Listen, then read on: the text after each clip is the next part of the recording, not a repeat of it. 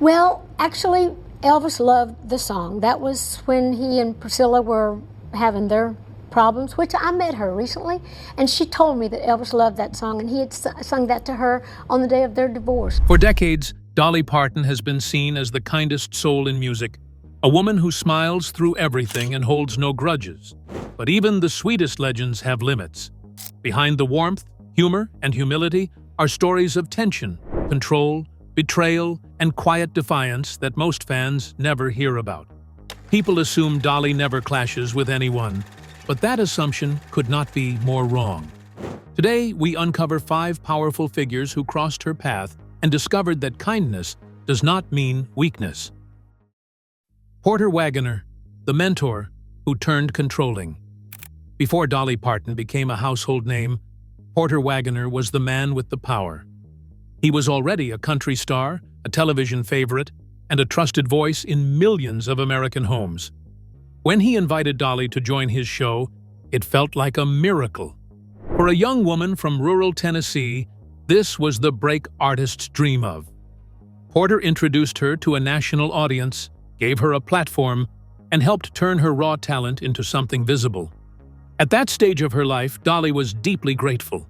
She knew exactly what this opportunity meant, and she treated Porter with loyalty and respect. But that gratitude slowly came at a cost she did not recognize right away. As the years passed, Porter's role shifted. He was no longer just a mentor. He became a gatekeeper. He decided which songs she sang, how she was presented, and when she could step outside the image he helped create. While the audience saw a smiling duo with perfect harmony, behind the scenes, Dolly began to feel boxed in. Her creativity was growing faster than the space she was given. She was writing songs that came from deeper places, songs that reflected her own experiences and ambitions. But those songs did not always fit the version of Dolly that Porter wanted to control. What once felt like protection started to feel like permission she constantly had to ask for. The imbalance was subtle at first but powerful. Porter was older, more established, and deeply respected in the industry. Dolly was the rising star who owed much of her exposure to him. That imbalance made it hard for her to speak up. She did not want to seem ungrateful. She did not want to burn bridges, so she stayed quiet longer than she should have. But inside, something was shifting. She was no longer content being introduced as an extension of someone else. She wanted to be recognized as a songwriter, an artist, and a decision-maker in her own right. As Dolly's popularity grew, the tension became harder to hide. She was selling records, writing hits, and receiving praise that no longer stopped with Porter's name. Instead of celebrating her growth, Porter struggled with it. He had built his career in an era where control was expected, especially over younger artists. In his mind, he had created Dolly, and creation meant ownership. But Dolly did not see it that way. She believed success should lead to freedom, not tighter rules. Every achievement made her hunger for independence stronger, while every step forward made Porter's grip tighter. Porter refused to see Dolly as an equal partner. Even as she proved her talent again and again, he continued to treat her like someone who needed guidance, not collaboration. That refusal planted resentment on both sides. Dolly felt underestimated. Porter felt threatened. What once was mentorship slowly turned into a battle of control versus growth. The cracks began to show in private arguments, creative disagreements, and emotional distance. No matter how polished they looked on stage, the harmony was fading. The breaking point came when Dolly realized she could not grow while staying. Leaving meant risking everything she had built. Staying meant losing herself. When she finally made the decision, she did not do it with anger or accusation. She did it with a song. "I Will Always Love You" was not written as a romantic goodbye. It was a farewell filled with gratitude, pain, and resolve. She sang it directly to Porter, sitting across from the man who helped launch her career. The song was her way of saying thank you, but also goodbye. It was gentle, honest, and final. Porter was deeply moved. He cried. But emotion did not erase entitlement. Even after Dolly left the show, Porter could not let go. In his mind, her success still belonged partly to him. Years later, he shocked the industry by suing her for millions of dollars, claiming she owed him a share of her earnings for life. The lawsuit stunned fans and insiders alike. What once looked like a loving partnership was now exposed as something far more complicated and bitter. For Dolly, the lawsuit was heartbreaking. It forced her to relive years of tension and made private pain public. She did not see the case as justice. She saw it as a final attempt to control what he no longer could. In the end, she chose peace over pride. She paid millions to settle the case, not because she believed she was wrong, but because she wanted freedom. Walking away clean mattered more than winning a public fight. That decision revealed something essential about Dolly Parton. She understands the cost of success, but she also understands the value of her own sanity. She paid the price to close a chapter that no longer served her. Over time, the bitterness softened. She later spoke kindly of Porter, acknowledging his role in her early career while never denying the pain he caused. When he fell ill years later, she visited him. When he passed away, she honored him publicly. That choice spoke louder than any lawsuit ever could. Their story is not one of pure villain or victim. It is a story of power, ego, gratitude, and growth colliding in a world that was not built to let young women lead. Porter helped Dolly rise, but he could not accept that she would eventually rise beyond him. Dolly learned that even the people who help you succeed can struggle to let you go. What began as mentorship ended in ownership claims, but the next conflict involved a legend who almost took something far more valuable. Elvis Presley, the song he almost took. By the early 1970s, Elvis Presley was more than a star. He was a living legend. His voice, his presence, and his influence were unmatched. When word reached Dolly Parton that Elvis wanted to record her song, "I Will Always Love You," it felt unreal. This was the same man she had admired since she was a young girl listening to the radio. Elvis was not just someone she respected. He was someone she had grown up loving. To hear that he connected so deeply with her song felt like validation on the highest level possible. It was as if her work had crossed an invisible line and reached the very top of music history. The song itself held deep meaning for Elvis. He reportedly found comfort in its words during one of the most painful periods of his life. The lyrics spoke of love, loss, and letting go with grace. Emotions he was living through in real time. For Dolly, that made the moment even more powerful. Her song was not just being considered for a recording. It was resonating with someone who understood heartbreak in a very public way. That kind of connection is rare, and Dolly felt honored that something she wrote from her own experience could touch someone like him. To Dolly, this felt like the biggest honor of her life. Having Elvis Presley record your song was the kind of achievement that could define an entire career. Many artists would have agreed without hesitation. The exposure alone could change everything overnight. It would have meant hearing her words in his voice, watched by millions, cemented in music history forever. For a songwriter who had worked her way up from nothing, this felt like a moment she had been waiting for without even knowing it. But then came the business side. Before any recording could happen, a demand was made that changed everything. Elvis's team insisted on taking a large share of the publishing rights to the song. This was not a casual suggestion. It was presented as a condition.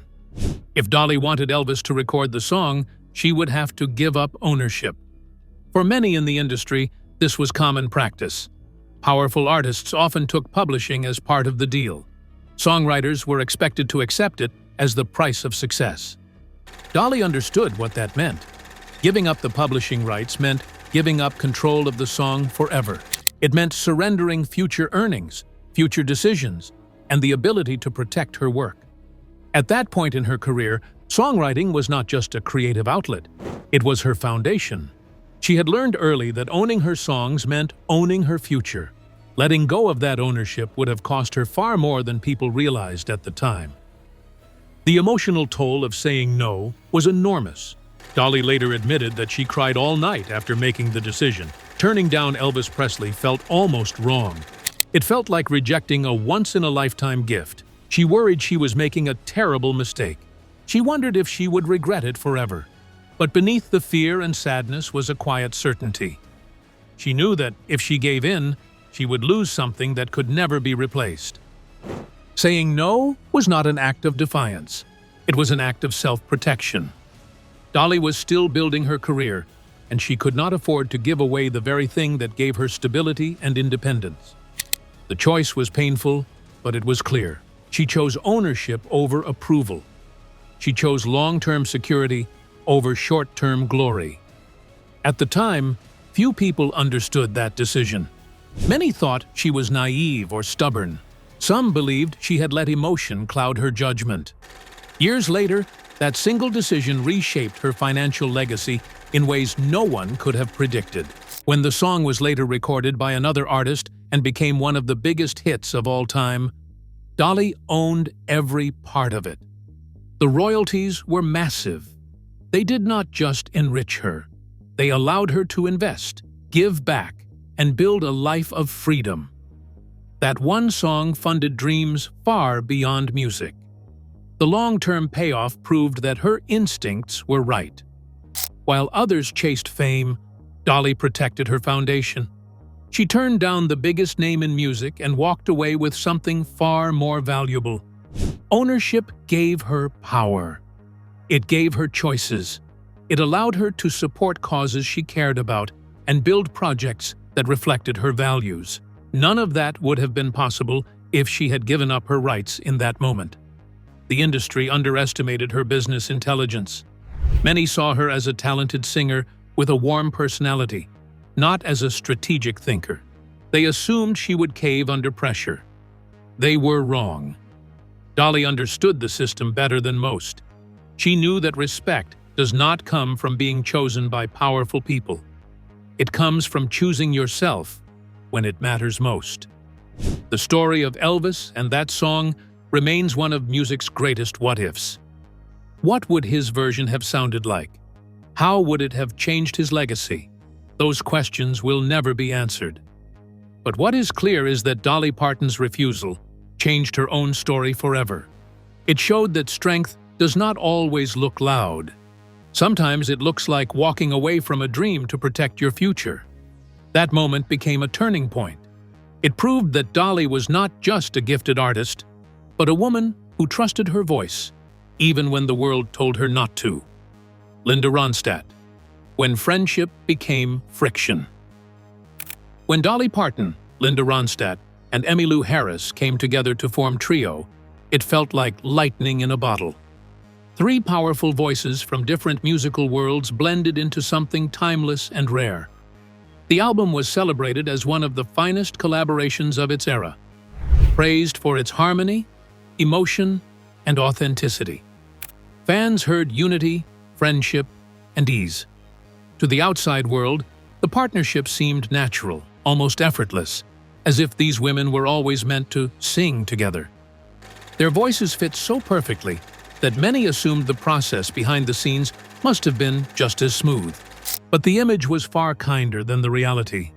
What fans did not see was how different Dolly and Linda truly were when it came to creating music. Dolly worked on instinct.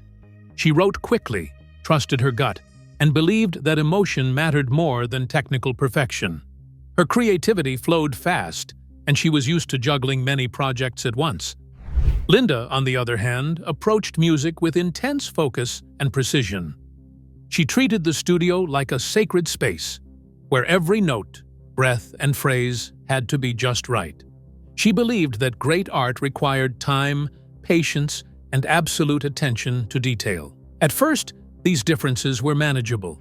Respect held things together. Dolly admired Linda's voice and discipline. Linda respected Dolly's songwriting and natural talent. But as time went on, those differences became sources of frustration. Dolly's packed schedule meant she sometimes rushed sessions or postponed recordings. To her, this was normal. She had always worked that way and delivered results. To Linda, it felt careless. She believed commitment meant being fully present, without distractions or divided attention. Studio sessions grew tense.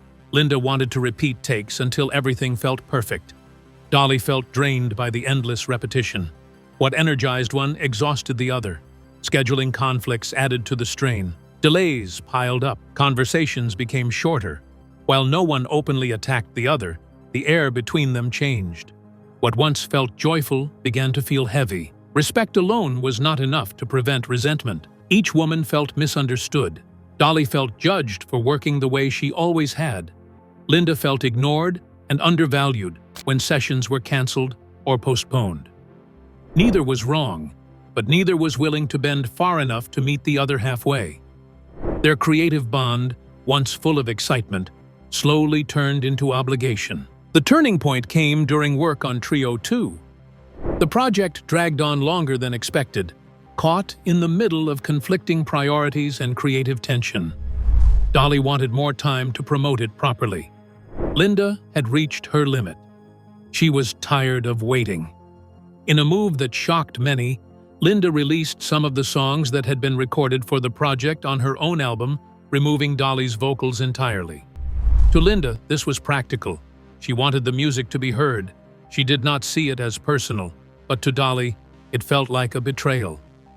Those songs were shared work, built on trust and collaboration. Hearing them released without her voice was painful. It felt like being quietly pushed aside, without explanation or discussion. For someone who valued loyalty deeply, that hurt cut close to the bone. Instead of confronting Linda publicly, Dolly chose silence. She did not argue in interviews. She did not explain her side in detail. She simply stepped back. Silence replaced conversation. Distance replaced friendship. Sometimes the absence of conflict speaks louder than words, and in this case, it marked the end of something special. Their bond never fully recovered. Time passed. Life changed. Linda later faced serious health challenges that took away her ability to sing, adding a layer of sadness to an already complicated story. There was no dramatic reconciliation, no public closure, just a quiet understanding that what they once shared could not be recreated. Despite everything, Dolly never spoke harshly about Linda. She continued to praise her voice and talent, acknowledging the magic they created together. Linda, too, expressed respect for Dolly's songwriting and strength. The admiration never disappeared, but the closeness did. Some relationships are too delicate to survive prolonged strain, even when built on mutual respect. Their story is a reminder that friendship and collaboration are not always the same thing. Creative differences, when left unresolved, can slowly erode even the strongest bonds. Trio remains a beautiful piece of music history, but behind its harmonies lies a lesson about how easily silence can replace connection. Some conflicts fade quietly, but the next one exploded publicly and crossed a line no joke could fix. Howard Stern. The joke that went too far. Howard Stern built his entire career on shock. He made a name for himself by saying the things no one else would say, and laughing at lines most people would never cross. His audience expected discomfort, controversy, and outrage. For decades, celebrities understood that going on his show meant being roasted, mocked, and pushed into uncomfortable territory. Stern's brand thrived on provocation, and most public figures either avoided him or accepted the risk as part of the game. Dolly Parton, however, had always seemed untouchable. She was known for her humor, her self-awareness, and her ability to laugh at herself. Jokes about her appearance, her accent, or her fame usually rolled right off her back. That is why this moment felt so different. Dolly had endured teasing her entire career. She had been underestimated, stereotyped, and mocked in subtle ways for years. Yet, she responded with grace and wit. She understood satire. She understood exaggeration. But what happened with Howard Stern crossed a line she never expected anyone to cross. This was not playful ridicule or harmless parody. This was something far more personal and damaging. The controversy began when Stern used audio clips from Dolly's audiobook. and manipulated them to make it sound like she was saying hateful and offensive things. Words she had never spoken, beliefs she had never held. The edited audio made it appear as though Dolly was making cruel remarks about other artists and expressing ideas that went completely against everything she stood for. To Stern, it was just another bit. To Dolly, it was an attack on her character. This was not about image. This was about identity. Dolly had spent her entire life building a reputation rooted in kindness, respect, and empathy. She was known for lifting people up, not tearing them down. Hearing her own voice twisted into something ugly was devastating. It felt like a violation, not just of her public persona, but of her values. Fans who knew her immediately recognized it as fake. But that did not erase the shock or the hurt. Dolly's reaction was unlike anything people had seen from her before. She did not laugh it off. She did not brush it aside. Instead, she spoke with raw honesty about how deeply hurt she was. She said she had never felt so embarrassed and shocked in her life. Those words carried weight because Dolly rarely expressed anger publicly. When she did, people listened. This moment exposed a boundary she would not allow anyone to cross. Comedy was one thing. Putting hateful words in her mouth was another. It forced her to defend not just herself, but the principles she had lived by for decades. She made it clear that she would never say such things, and that the situation had shaken her deeply. The possibility of legal action was mentioned, something almost unheard of for her. Howard Stern, on the other hand, dismissed the backlash. He framed it as parody and claimed it was obviously fake. To him, the outrage proved the joke had worked. But the response from fans told a different story. Many felt he had gone too far, exploiting someone's voice and trust for shock value. For once, Stern was not the one controlling the narrative. Despite her pain, Dolly chose restraint over revenge. She did not drag the conflict out. She did not escalate it through lawsuits or public feuds. Instead, she went quiet. The silence between them lasted years. There were no interviews together, no reconciliation statements, no public forgiveness, just distance. That silence was intentional. Dolly understands the power of attention. She knows when to step away and when to speak. By refusing to engage further, she denied the controversy the fuel it needed to keep burning. She protected her peace and allowed her fans to speak for her. Sometimes, dignity is louder than outrage. For many years, it seemed impossible that she would ever return to Howard Stern's show. The damage felt permanent. That is why her eventual appearance shocked so many people. When she finally sat across from him again, it was not because the past had been forgotten. It was because Dolly had chosen the timing. She came on her terms with control, confidence, and purpose. Her return signaled something important. It showed that forgiveness does not mean weakness, and restraint does not mean surrender. She did not apologize for being hurt. She did not minimize what happened. She simply moved forward when it suited her, not when it suited anyone else. Stern, noticeably more restrained, treated her with respect during the interview. The balance of power had shifted. This chapter revealed a side of Dolly many people overlook. Beneath the warmth and humor is a woman who knows exactly where her boundaries are. She understands when something is playful and when it becomes harmful. She also understands that not every fight needs to be fought publicly to be won. The Howard Stern incident was not about comedy gone wrong. It was about respect. It was about taking someone's voice and twisting it for shock. Dolly's response, measured and firm, showed that even the kindest people have lines they will not allow anyone to cross. Dolly forgave mockery, but the final name on this list questioned something even more personal. Jeff Tweedy, the critic who doubted her depth. Jeff Tweedy is known as a thoughtful songwriter, someone praised for emotional honesty and lyrical depth. That reputation made his comments about Dolly Parton land harder than most.